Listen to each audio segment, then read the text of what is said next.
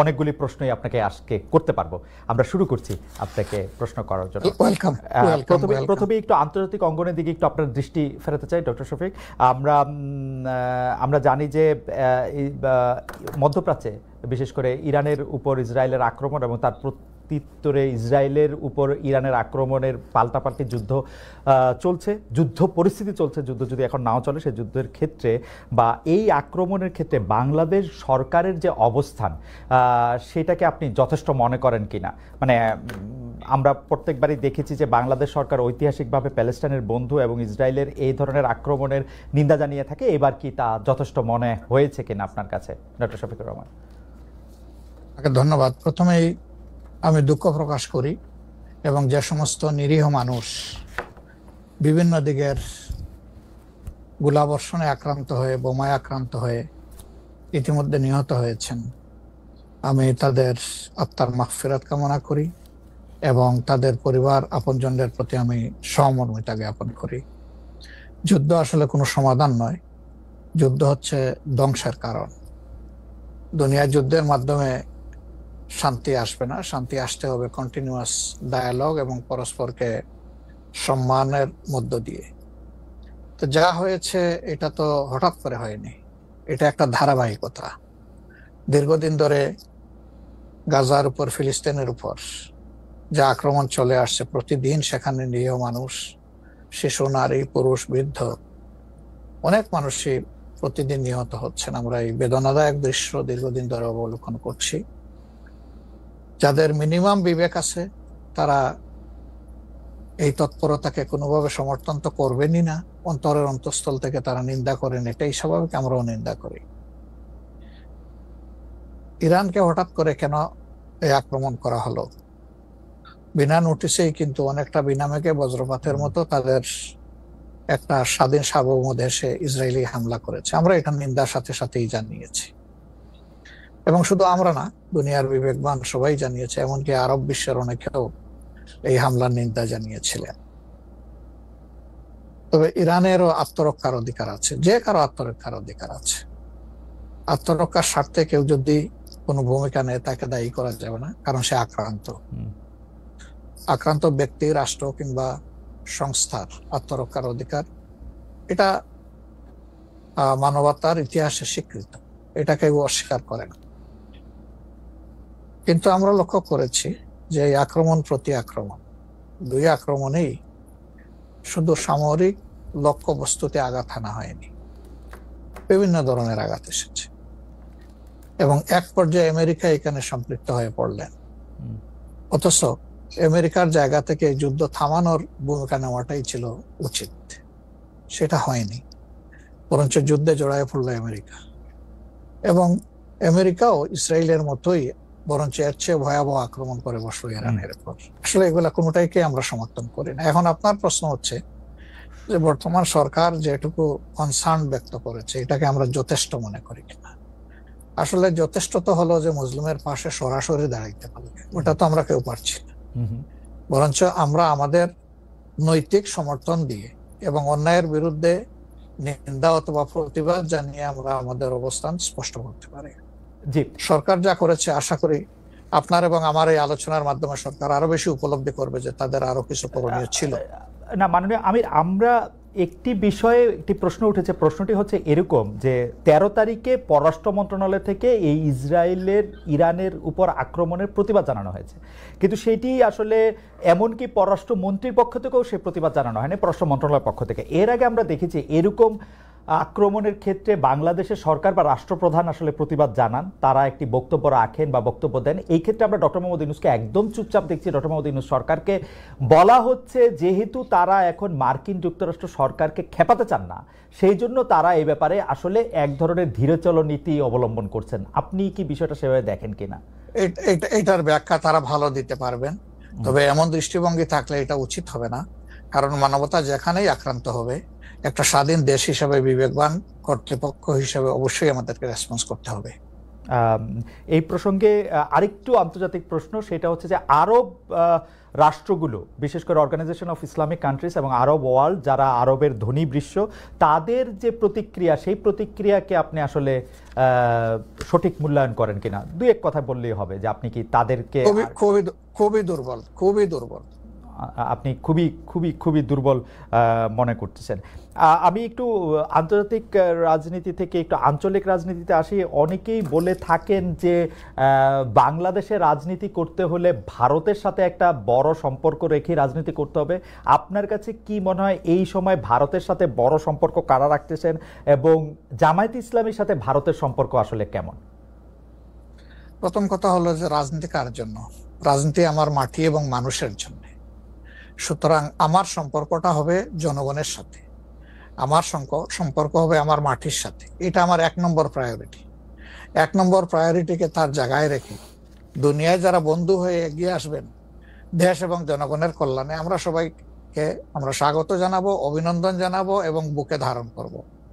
কিন্তু যদি এই সম্পর্ক রাখার অর্থ এটি হয় যে কোনো রাষ্ট্রের আনুকূল্য নিয়ে অথবা রাষ্ট্রকে সন্তুষ্ট রেখে কোন ধরনের রাজনৈতিক কর্মকাণ্ড পরিচালিত হবে, আমরা তার সম্পূর্ণ বিরোধী। ওকে, এই ক্ষেত্রে কেউ কেউ বলতেছেন যে বিএনপির সাথে ভারতের একটি সম্পর্ক দেখা যাচ্ছে, আবার কেউ কেউ উল্টোটা বলতেছেন ডক্টর মোহাম্মদ ইউনূস ভারতের সাথে সম্পাদিত শেখ হাসিনা সরকারের কোনো চুক্তি আলোর সম্মুখে আনছেন না এবং তার কোনোটি বাতিল করছেন না, কারণ ডক্টর মোহাম্মদ ইউনূস সরকারেরও ভারতের সাথে একটি নিবিড় এবং প্রবল সম্পর্ক রয়েছে। আপনি এই দুটি কিভাবে বিবেচনা করেন, যে বিএনপির সাথে কি আসলে ভারতের একটি প্যাক্ট আছে? ডক্টর মোহাম্মদ ইউনূস কি ভারতের কাছে মুখে যাই বলুন খুবই নতজানু সরকার? মানে হোয়াট ইজ আপনার বিশ্লেষণ একটু শুনতে চাই। আসলে প্রথমটা আপনি যেমনটি শুনছেন আমিও তেমন শুনতেছি, আমার কাছে এর কোনো ডকুমেন্ট নাই। আর দ্বিতীয়টা যেটা বলতেছেন ডক্টর ইউনূস সাহেবের ব্যাপারে, আমি এর কোনো আলামত দেখতে পাচ্ছি না যে উনি ভারতের কাছে নত জানু, এর কোনো আলামত আমার কাছে স্পষ্ট নয়। ভারতের সাথে আমরা ভারতকে বিভিন্ন বিষয়ে তার সাথে কনফ্লিক্টে দেখতে পাচ্ছি। ভারতের সাথে হাসিনা সরকারের সম্পাদিত চুক্তিকে তিনি সামনে আনতেছেন না, এইটা একটা অভিযোগ। আরেকটা অভিযোগ হচ্ছে ভারত একতরফাভাবে ট্রান্সশিপমেন্ট এবং স্থলবন্দর দিয়ে মাল আনা নেওয়া বাতিল করলো, এর বিপরীতে বাংলাদেশ কোনো ব্যবস্থাই নেয় নাই এখন পর্যন্ত। আসলে বাংলাদেশের নেওয়ার সেই সুযোগটাও কতটুকু আছে না আছে সেটা বিবেচনায় নিতে হবে। 2 নম্বর হচ্ছে যে ইউনূস সরকার এখন দায়িত্বে আছেন, আমি ক্ষমতায় বলবো না, এই দেশের জনগণই তাকে দায়িত্ব দিয়েছে, উনি দায়িত্বে আছেন। উনি দায়িত্বে আসার পরে এটা ঠিক যে ভারত বলেছে নির্বাচিত সরকার আসলে তারা দেশকে সহযোগিতা করবে, তা এখানে কি বার্তা দেওয়া হলো তাহলে? সুতরাং এটা কোনোভাবেই টিকে না বিষয়টা। আর এই সরকারের অনেকগুলা প্রায়োরিটি আছে। চুক্তি সম্পাদন হয়েছে 2টা মানে সরকারের মধ্যে ইতিপূর্বে।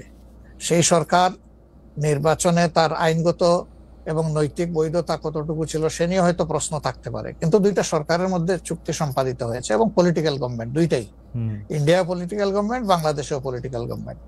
এই ধরনের কিছু ম্যাটার আছে যেগুলো আসলে পলিটিক্যাল গভর্নমেন্টকেই রিজলভ করতে হবে। যেমন কিছুদিন আগে আপনারা মানবিক করিডোর নামে একটা বিষয়ের কথা শুনেছেন, আমরা কিন্তু A to Z বলেছি নো, এটাই সরকারের ফাংশন হওয়া উচিত। এরপরে পোর্ট হ্যান্ডলিং এর ব্যাপারেও কথা এসেছে, সেখানেও আমরা বলেছি যে এইটাও এত বড় বিষয়ে সরকারের হাত দেওয়া উচিত হবে না, এই ব্যাপারে আমাদের অবস্থান স্পষ্ট। সুতরাং তারা আরো যে প্রায়োরিটি গুলো আছে, বিশেষ করে কিছু বেসিক রিফরমেশন না করলে আগামীতে একটা গুড গভর্নেন্সের জন্য একটা গুড সরকার গঠন করা সম্ভব হবে না, একটা ভালো ইলেকশন হবে না, এই বিষয়গুলোকেই এখন মূলত প্রাধান্য দেওয়া হচ্ছে। দুটি বিষয়, রাষ্ট্রের দুটি স্তম্ভ সম্পর্কে আপনাকে প্রশ্ন করব। আপনি এখন এই মুহূর্তে বা গত 10 মাস 11 মাসের ডক্টর ইউনূস সরকারের শাসনে আপনার কাছে বিচার বিভাগকে যথেষ্ট স্বাধীন এবং সকর্মক মনে হয় কিনা? আরেকটি বিষয় ফ্রিডম অফ প্রেস। আমি যথেষ্ট স্বাধীন মনে করি না। যতদিন পর্যন্ত বিচার বিভাগ সম্পূর্ণভাবে আলাদা না হবে নির্বাহী বিভাগ থেকে, ততদিন পর্যন্ত এটাকে স্বাধীন বলা যাবে না। যেমন বিচার বিভাগের একটা ডিমান্ড আমাদের আছে যে এটাকে স্বাধীন করার জন্য স্বাধীন সচিবালয় গঠন করতে হবে, সেটা এই সরকারের একটা অঙ্গীকারের মতোই ছিল, কিন্তু এখন পর্যন্ত সেটা হয়নি। আমরা এটা দেখতে চাই যে অবিলম্বে সেটা হোক। যদি স্বাধীন সচিবালয় কায়েম নাই হয় তাহলে বিচার বিভাগ স্বাধীন হবে কিভাবে? নির্বাহীর অধীনে থাকে তো বিচার বিভাগ স্বাধীন হতে পারে না। এমনিতে আমরা সারা দেশে যে বিচার আদালতগুলি দেখি বা আমাদের যে আপিল আদালত অর্থাৎ হাইকোর্ট বিভাগ এবং আপিল ডিভিশন যে রায়গুলি এই পর্যন্ত দিয়েছে বা দিচ্ছে, আপনার সাথে তো সারা বাংলাদেশের সবাই কানেক্টেড। আপনার কাছে কি মনে হয় যে তারা স্বাধীনভাবে কাজ করতে পারছে, নাকি নির্বাহী বিভাগ আওয়ামী লীগ সরকারের মতোই বা পূর্ববর্তী অন্য রাজনৈতিক সরকারের মতোই প্রভাব বিস্তার করেই চলছে? ইউনূস সরকারও আসলে সুপ্রিম কোর্টের পজিশনটা আমার কাছে আমি প্রথমে আনতে চাই। এখন যিনি প্রধান বিচারপতির দায়িত্বে আছেন তাকে, তার পারফরমেন্সকে আমরা যতটুকু পর্যবেক্ষণ করার সুযোগ পেয়েছি, আমাদের মনে হয়েছে তিনি তার বিবেক এবং তার স্বাধীন চেতা মানসিকতার জায়গা থেকেই তিনি পারফর্ম করছেন। হাইকোর্টের যেহেতু অনেকগুলা বেঞ্চ, সেখানে পার্সন টু পার্সন ডিফারেন্স হতেই পারে, কিন্তু আলটিমেটলি বিচার তো যাবে শেষ পর্যায়ে সুপ্রিম কোর্টের হাতে। এই জায়গাটাকে অতীতের যে কোনো সময়ের তুলনায় আমাদের কাছে বেটার মনে হচ্ছে আপাতত। ভবিষ্যতে তারা কি করবেন সেটা এখনই অগ্রিম বলা যাচ্ছে না। ওকে। আর বিচার আদালতের প্রশ্নে মানে জজ এন্ড সেশনস কোর্ট যেগুলি, ডিস্ট্রিক্ট জজ এন্ড সেশনস কোর্ট যেগুলি আছে 64টা জেলা এবং অন্যান্য ট্রাইব্যুনালগুলি, তারা কি স্বাধীনভাবে কাজ করতে পারছে? আমাদের কাছে যতটুকু ইনফরমেশন, সব জায়গায় তারা স্বাধীনভাবে কাজ করতে পারছেন না। বিভিন্ন আনডিউ প্রেসার তাদের উপরে আছে। এটা কি নির্বাহী বিভাগের উপর থেকে, নাকি এটা জামাতে ইসলামী প্রেসারটা দিচ্ছে বা বিএনপি প্রেসারটা দিচ্ছে বা এনসিপি প্রেসারটা দিচ্ছে? আমরা তো কোনো প্রেসারের পক্ষে নাই। আমরা always in favour of fair justice. আমরা আনফেয়ার কোনো জাস্টিস চাই না, আমরা চাই ফেয়ার জাস্টিস। এখন আর কারা দিচ্ছে না দিচ্ছে, আপনার টক শোতেই আপনি মেনি টাইমস বলেছেন, আমাকে উত্তর দেওয়ার দরকার নাই। আপনি যথেষ্ট জনগণের পক্ষে মতামত ব্যক্ত করার জন্য আপনি বহু সময় এই কথাগুলো রিপিট করেছেন। আমরা কিন্তু এর পক্ষে নাই এবং আমাদের বিরুদ্ধে এই ধরনের কোনো কমপ্লেইন কোথাও নেই। আর যদি ফ্রিডম অফ প্রেসের কথায় আসি, অর্থাৎ সংবাদপত্রের স্বাধীনতা বা গণমাধ্যমের স্বাধীনতা প্রশ্নে আপনার কাছে এই 10 মাসের বিবেচনা যদি চাই বা বিচার যদি চাই, আপনি কেমন দেখছেন যে স্বাধীনভাবে মত প্রকাশ করা যাচ্ছে কিনা? মানে সংখ্যা যারা সংখ্যায় কম তারাও তাদের মতামত দিতে পারছে কিনা? জি না, সেটা আমি আসতেছি। যদি আপনি in comparison two previous period, that is last 15.5 years, even another 2 years you can add with it. So-called caretaker সরকারের 2 বছর, পরবর্তী 15.5 বছর। অনেক সময় প্রেস আমাদেরকে বলতো, আমরা যখন জিজ্ঞেস করতাম যে এই ধরনের একটা জলজ্জন্ত মিথ্যাচার কেমনে করলেন, ওই যে কিছু করার নাই, স্ক্রিপ্ট লেখা ছিল, আমাদেরকে এটা জাস্ট ব্রডকাস্ট করতে হয়েছে।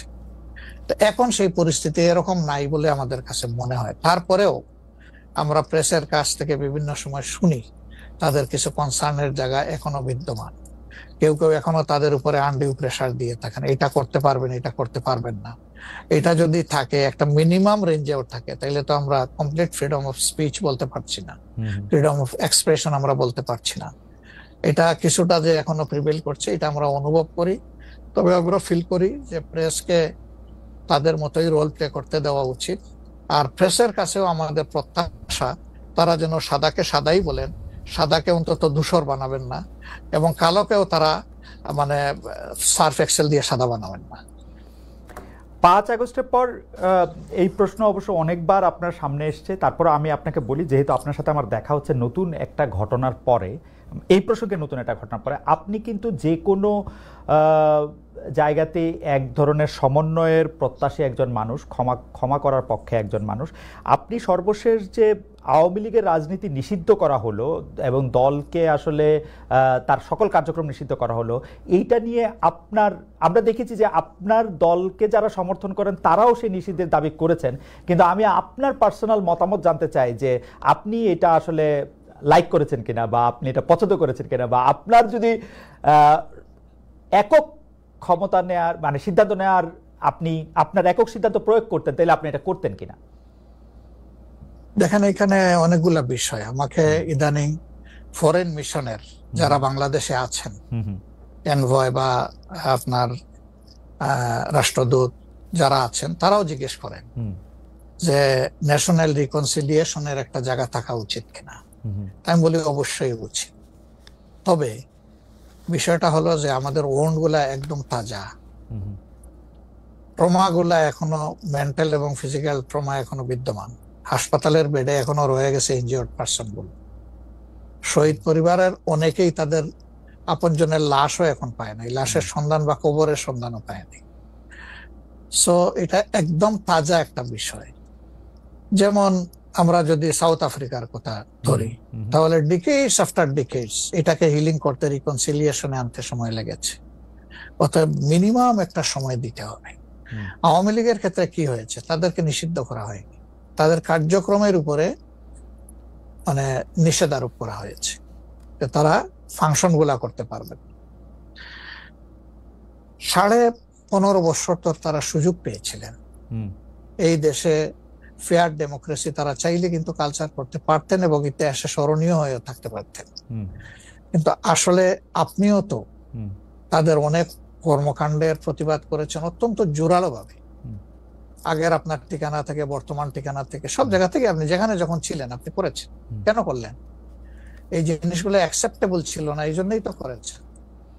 তো তারা তো 15.5 বছর মানুষকে তাদের কোনো ডেমোক্রেটিক এবং পলিটিক্যাল রাইট দেয় নাই। জাস্টিস পাওয়ার রাইটটাও তারা স্ন্যাচ করে নিয়েছিল। এই ধরনের সবগুলা রাইটই তো কার্যত তারা কেড়ে নিয়েছিল। আপনি যদি প্রেসের কথা বলেন, এখন তো অ্যাটলিস্ট যখন তখন যাকে তাকে, প্রধান উপদেষ্টাকে একটা কথা বলেছে ঢুকাই দাও, মামলা একটা দিয়ে তাকে সাথে সাথে ঢুকাই দাও, এই কাজ তো এখন হচ্ছে না। আয়নাগরের ঘটনা তো এখন একটু হইতেছে। মাননীয় আমির, একজন ইউটিউবার আছেন সাব্বির, তাকে জেলে দিয়ে দেওয়া হয়েছে প্রধান উপদেষ্টাকে, কি জানি বলছে। না আমি বলতেছি সেটা, আমি বলছি যখন তখন হচ্ছে না, গণ হচ্ছে না। 2-1টা কেস হইতেই পারে, এটা এক্সেপশন, কিন্তু আগে তো এটা ছিল প্র্যাকটিস এন্ড র্যান্ডম, এটা কিন্তু এখন হচ্ছে না। তারপরে আপনি দেখেন যে আয়নাগরের যে বিষয়টা, মানুষকে ধরে নিয়ে ঢুকাই দাও, ওয়ার অ্যাবাউট কেউ জানে না, তার ফ্যামিলি জানে না যে মানুষটা বেঁচে আছে নাকি মরেই গেছে। যদি মরে যায় তার কবর কোথায়, আদৌ জীবনে দেখবো কিনা তার কবরটা, সেটাও তো প্রশ্ন। এরকম তো ঘটনা ঘটেছে। এবং যাদেরকে আয়নাগরে নেওয়া হয়েছে তারা কিন্তু সবাই ফিরে আসেননি। তারা অনেকেই এখনো আমরা জানি না তারা কোথায় আছে, আদৌ বেঁচে আছেন কিনা। তো এগুলা তো এখন হচ্ছে না। বায়বীয় মামলা যেটা বলা হয় সরকারের পক্ষ থেকে, এখন সরকারের পক্ষ থেকে সেরকম মামলা নেই। এখন মামলা হচ্ছে পলিটিক্যাল যারা বিভিন্ন পার্টিজ আছেন তারা, সেই ক্ষেত্রে এক এক দলের এক একটা দৃষ্টিভঙ্গি। আমাদের দৃষ্টিভঙ্গি হচ্ছে যে ফর ফেয়ার জাস্টিস কমপ্লেইনটা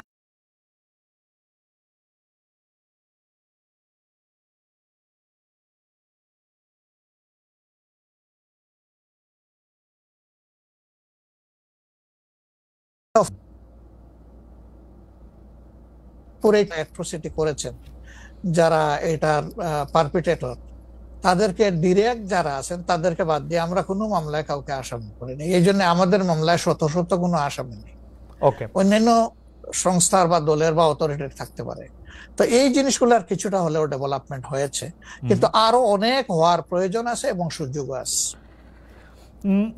এই ক্ষেত্রে আমি শুধু একটা লাইন করে একটু বোঝার জন্য, যে মানে আওয়ামী লীগ নিষিদ্ধ করা হয় নাই, আওয়ামী লীগের কার্যক্রম নিষিদ্ধ করা হয়েছে, দুইটার মধ্যে তফাৎ কি আসলে? মানে তারা মানে কি করতে পারবে আর কি করতে পারবে না, মানে একজন আওয়ামী লীগ কি করতে পারবে এখন?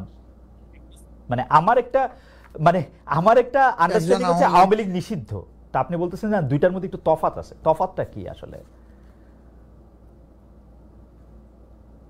দেখেন, নিষিদ্ধ তো আমাদেরও করা হয়েছিল, তাই না? এবং একবার না, আমাদের এই সংগঠনের জন্মের পরে দফায় দফায় আমাদেরকে নিষিদ্ধ করা হয়েছে। নিষিদ্ধ যখন কোনো সংগঠনকে করা হয় তখন এই সংগঠনের ব্যক্তিরাও বিভিন্ন ধরনের সমস্যায় পড়ে যান, এর সাথে রিলেটেড ব্যক্তিরা।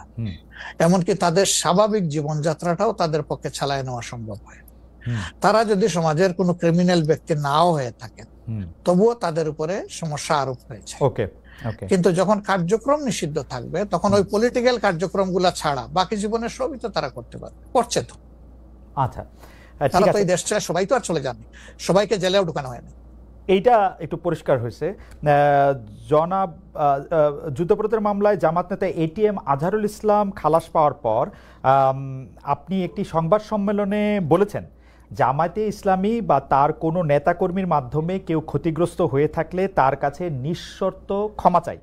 এই ক্ষমা প্রার্থনায় কি ৭১ মুক্তিযুদ্ধের সময়টাও আছে কিনা সেটা সেদিন আপনি স্পষ্ট করেননি, আজকে এটা স্পষ্ট করবেন? মানে আপনি, অনেকেই প্রশ্ন করছেন যে জামায়াতের মাননীয় আমির ক্ষমা কিসের জন্য চাইলেন, মানে ৪৭-এর পর থেকে শুরু করে আজকে পর্যন্ত,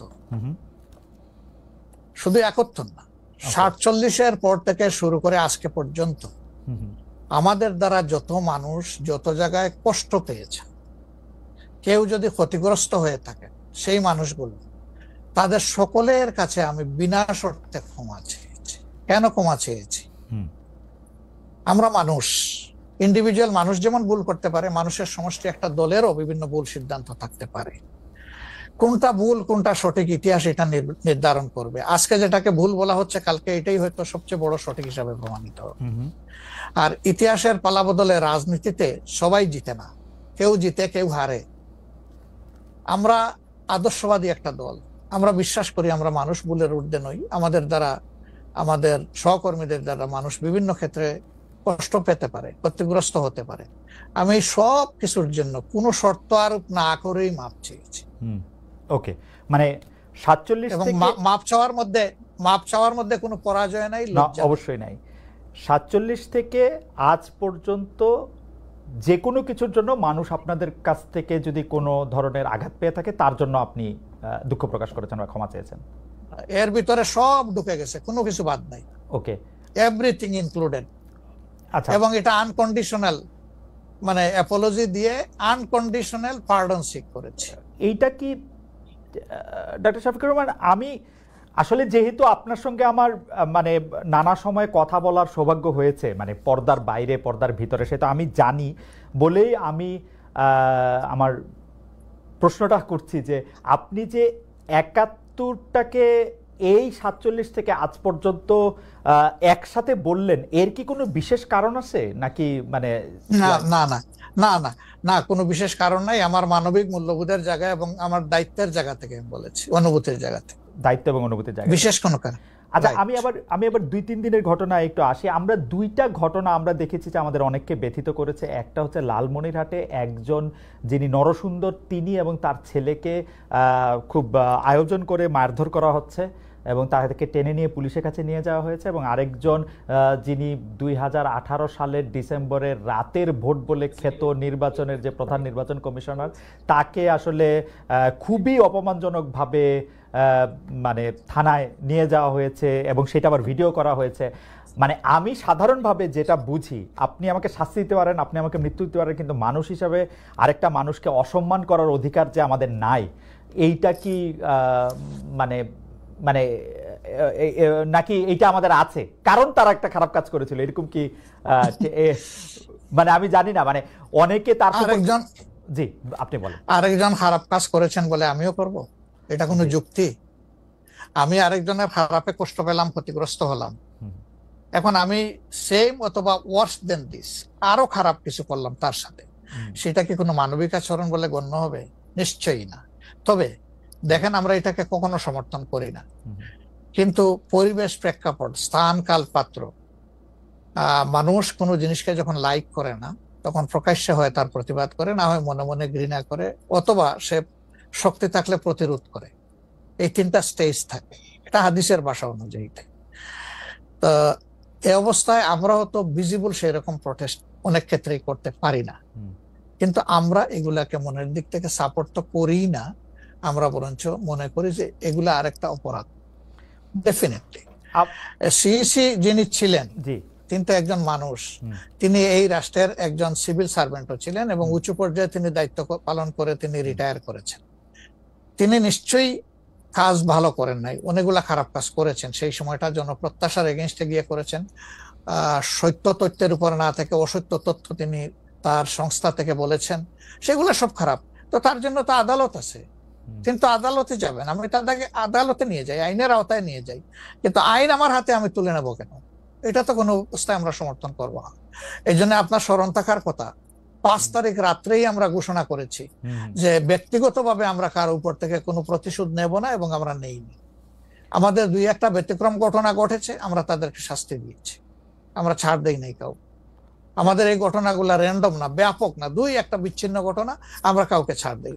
আমরা যেহেতু আপনার সময় কম, আমরা দ্রুত একটা বিষয় থেকে আরেকটা বিষয়ে যেতে হচ্ছে। সম্প্রতি আপনি একটি ভাষণে বলেছেন, আমি এখানে ছোট্ট একটু অ্যাড করতে চাই। জি প্লিজ। এই যে মব, যেটাকে এখন মব বলা হচ্ছে, এর চাইতে কিন্তু আরো নিকৃষ্ট মব কিন্তু গত 15.5 বছর মানুষ প্রত্যক্ষ করেছে। ইভেন আপনাদের সাংবাদিকদের সাথে হয়েছে, আরো অনেকের সাথে, পলিটিশিয়ানদের সাথে তো এগুলো কোনো ডাল ভাত, কোনো ব্যাপারই ছিল না, সিভিল সোসাইটির মানুষের সাথে, শিক্ষকদের সাথে। কিন্তু ওইগুলা দিয়ে আমরা এটাকে জাস্টিফাই করতে চাই হয়েছে বলেই আমরা সবাই মিলেই কিন্তু এগুলি প্রতিরোধ করেছি, প্রতিবাদ করেছি। আসলে যে যার জায়গা থেকে প্রচন্ড ভাবে প্রতিবাদ করেছে। আমার মনে আছে ডয়েচে ওয়েলেতে থাকতে আমি একবার শেখ হাসিনার নাম করে এতবার বলতেছিলাম যে কেন তিনি এটি করবেন, কেন তার এটি সমালোচনা করা যাবে না, এবং কেন তার এটা, মানে আমার মনে আছে যে মানে আমার সাংবাদিকতায় আমি কোনো সময় অ্যাক্টিভিজম করতে চাই না বা অ্যাক্টিভিজমের জায়গা থেকে, কিন্তু এইগুলির প্রতিবাদ আমরা সবাই মিলেই আসলে করেছিলাম, যে যার অবস্থান থেকে। এখনো আমাদেরকে করতে হবে, কিন্তু এখনো যদি আমরা সেই জায়গার মধ্যেই থাকি এবং কেউ কেউ আমরা এটা বলি যে তারা করেছে সেজন্য এটা ঠিক আছে, সেইটার ব্যাপারে আপনার কাছে বিচার দিতে চাইছি। প্রশ্নই ওঠে না, এটাকে সাপোর্ট করা যাবে না। আরেকজন অন্যায় করেছে তাই আমি আরেকটা অন্যায় করবো, এটা চলবে না। কথার সাথে তো ডিফার করতেই পারেন, উনি একজন লার্নেড মানুষ, আমি তাকে রেসপেক্ট করি এবং কারো ডিফারেন্সটাকেও আমি রেসপেক্ট করি, কারণ এটা না হলে তো আপনার ফ্রিডম অফ এক্সপ্রেশন থাকবে না এবং মাল্টিকালচারাল সোসাইটিও বিল্ড আপ করা সম্ভব হবে না। আচ্ছা, অ্যাবসলিউটলি ফাইন। আচ্ছা, আপনি শুক্রবার একটা দলীয় কর্মসূচিতে বলছেন যে দিন কায়েমের চেষ্টা বা প্রচেষ্টা ঐচ্ছিক নয়, মুমিনের উপর ফরজ। আরবার আপনাদের দীর্ঘদিনের একটা স্লোগান হচ্ছে এরকম, আল্লাহর আইন চাই। এখন একটি নতুন প্রচারণা, মানে অনেক দলকেই ক্ষমতায় দেখাচ্ছে, মানে জামাত ইসলাম একটা নতুন প্রচারণা এরকম যে অনেক দলকেই ক্ষমতায় দেখা হয়েছে, জামাতকে একটিবার সুযোগ দেওয়া হোক, আপনারা যদি নির্বাচনে জিতে ক্ষমতায় যেতে পারেন তাহলে কি বর্তমান ব্যবস্থা পাল্টে কোরআন সুন্নাহ ভিত্তিক শাসন বা শরিয়া ব্যবস্থা চালু করবেন? আসলে দেখেন, কোরআন সুন্নাহ ভিত্তিক মানে অনুশাসন যেটা, এটার ব্যাপারে সমাজের পারসেপশনের বিভিন্নতা আছে, ভিন্নতা আছে। আমাদের বাংলাদেশের যে সংবিধান আছে, এই সংবিধানের অনেকগুলা আর্টিকেল, অনেকগুলা ধারা উপধারা কোরআনের সেন্সের সাথে পুরোপুরি মিলে যায়, এটার সাথে কোনো ডিফারেন্স নাই। আবার কিছু কিছু ধারা আছে সেখানে কনফ্লিক্ট, কন্ট্রাডিকশন আছে। ওরকম পরিবেশ পরিস্থিতি যখন আসবে, জনগণের প্রত্যাশার আলোকে এটা মানে সবার সাথে ইন্টারেক্টিভ হয়, সবাইকে সাথে নিয়েই ইনশাআল্লাহ ভালো জিনিসগুলোকে আমরা ইনপুট দেব আল্লাহ চাই। তবে এটাও মনে রাখার বিষয় যে কোরআনী শাসন হঠাৎ করে আল্লাহ তাআলা এস্টাবলিশের হুকুম দেন নাই, it was a gradual process. Say for example মাদক কিন্তু দুনিয়ার কেউ কিন্তু এটাকে অ্যাপ্রুভাল দেয় না, বাট এটার প্র্যাকটিস সব জায়গায় আছে, এটা বাস্তবতা। তো সেই মদ যখন হারাম ঘোষণা করা হয়, নিষিদ্ধ করা হয়, তখন কিন্তু 3 পর্যায়ে গিয়ে চূড়ান্তভাবে এটা নিষিদ্ধ করা হয়েছিল। তো এটা গ্রাজুয়াল একটা প্রসেস। আপনি একটা ক্রাইম থেকে, দীর্ঘদিনের প্র্যাকটিস থেকে মানুষকে সরাবেন, আল্লাহ তাআলার সেই বিধানকে অনুসরণ করেই আমরা আগাবো ইনশাআল্লাহ। 5 আগস্টের পর থেকে বিএনপির পক্ষ থেকে যেহেতু জাতীয় নির্বাচনের দাবি জানানো হয়েছিল, এটা নিয়ে অনেক তাদেরকে রঙ্গব্যঙ্গ করা হয়েছে। জামায়াতে ইসলামী মাঝামাঝি থেকে ফেব্রুয়ারি ইলেকশনের কথা বলেছে, রোজার পরের ইলেকশনের কথা বলেছে, রোজার আগেও ইলেকশনের কথা বলেছে, কিন্তু আমরা দেখতে পাচ্ছি জামায়াতে ইসলামী 300 আসনে প্রার্থী ঘোষণা করে ফেলেছে। আপনারা যদি পরে কোনো রাজনৈতিক জোট করেন বা পরে যদি কোনো ধরনের রাজনৈতিক সমঝোতার মাধ্যমে জাতীয় সরকারের একটা আবহ তৈরি হয়, তাহলে কি হবে? আপনারা এখনই জোট ঘোষণা করে ফেলেছেন, সেটা কেমন হলো? আলহামদুলিল্লাহ, এটা আমাদের সাথে যাদের ইন্টারেকশন আছে তারা সবাই জানেন। আমরা বলেছি যে এটা আমাদের অফিসিয়াল ঘোষণা না, এটা হলো প্রাথমিক সিলেকশন, এবং সমস্ত আমাদের নমিনি যারা হবেন তাদেরকে সেম মেসেজ দেওয়া হয়েছে যে জাতীয় বৃহত্তর স্বার্থে যে কোনো সময় যে কোনো পরিবর্তন যে কোনো আসনে আসতে পারে। আমাদের সংগঠন এটার জন্য পূর্ণ প্রস্তুত। প্রয়োজনে আমার থেকেই পরীক্ষা শুরু হবে, কোনো অসুবিধা নেই।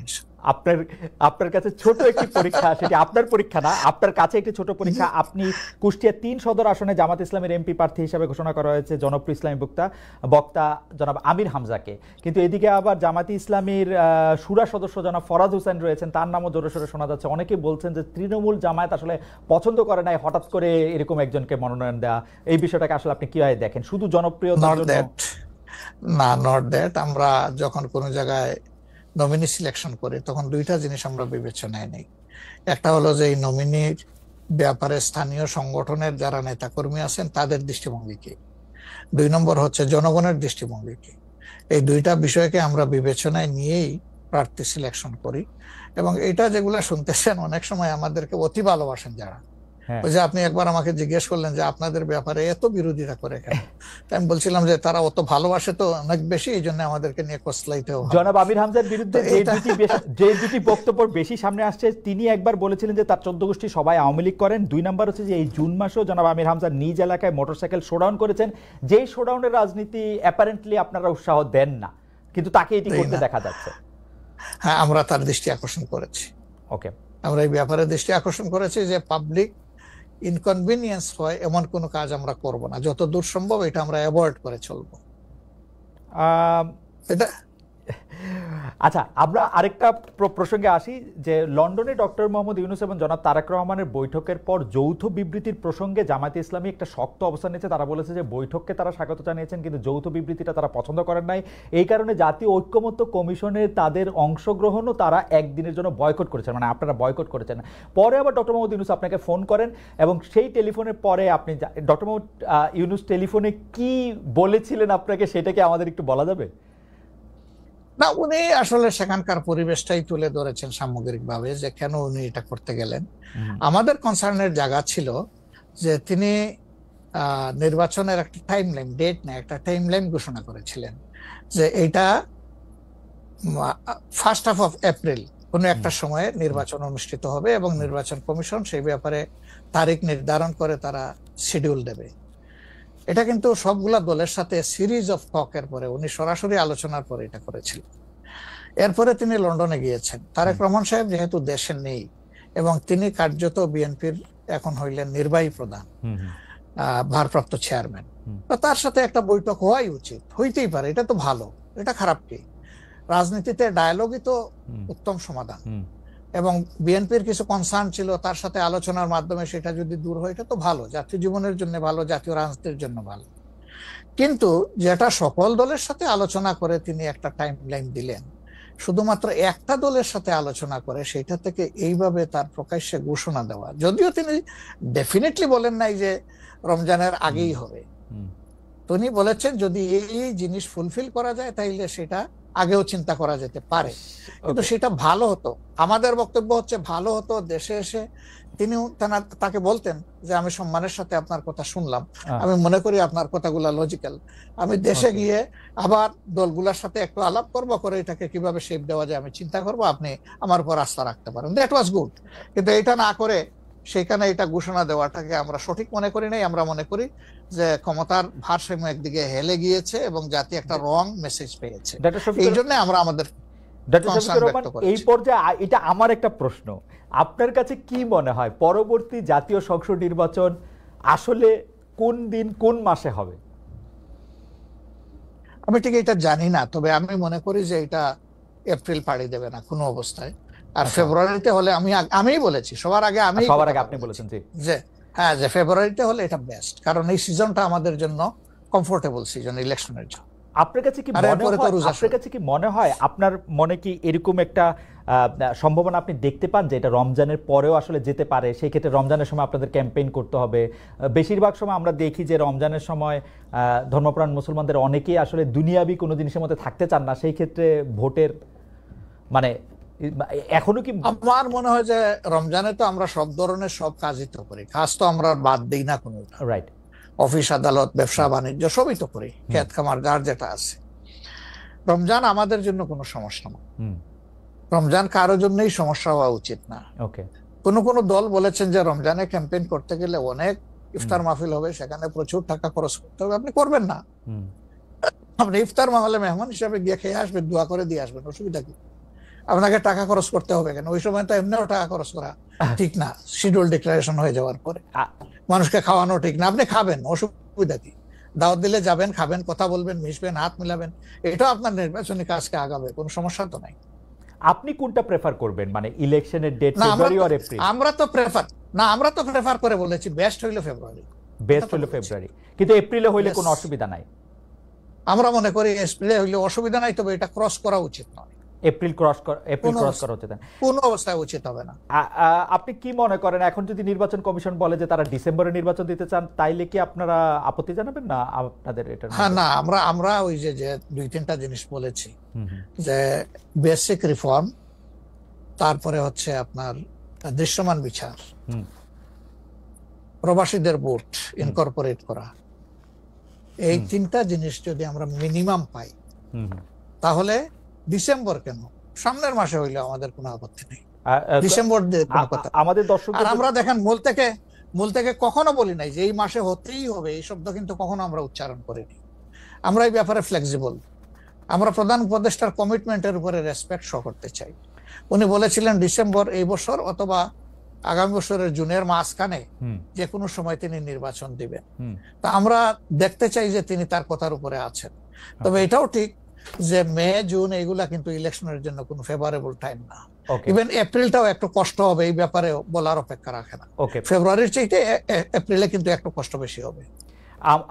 আপনাকে যেহেতু মানে একটু তাড়াতাড়ি, সেজন্য আমাদের শেষ প্রসঙ্গ সেটা হচ্ছে বিএনপির সাথে জামায়াতে ইসলামের সম্পর্ক। আমরা দেখেছি যে আপনি এবং আপনাদের দলের নায়েবে আমির, তারা দুজনেই বিএনপির চেয়ারপারসন এবং ভারপ্রাপ্ত চেয়ারপারসন যারা লন্ডনে ছিলেন তাদের সাথে দেখা করেছেন। দেখা করার পরে আমরা রাজনীতিতে একটা ইতিবাচক সুবাতাস দেখেছিলাম। আপনি এসে ফেব্রুয়ারিতে ইলেকশনের কথা বলেছিলেন। এখন আবার ব্যাপারটা আসলে কোন জায়গায়, মানে জামায়াতে ইসলামী বিএনপি কি পরস্পর মুখোমুখি অবস্থায় আছে?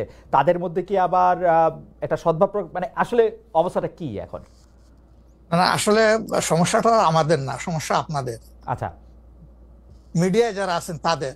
আচ্ছা, আমরা তো মুখোমুখি না, আমরা তো পাশাপাশি আছি। তো ওকে, আমরা এই যে ঐকমত্য কমিশন বলেন বা অন্যান্য মিটিং গুলা বলেন বা আমাদের নিজেদের মধ্যে কথাবার্তা বলেন, আমরা তো কোনটা বন্ধ রাখি নাই, আমরা সবটাই আছি।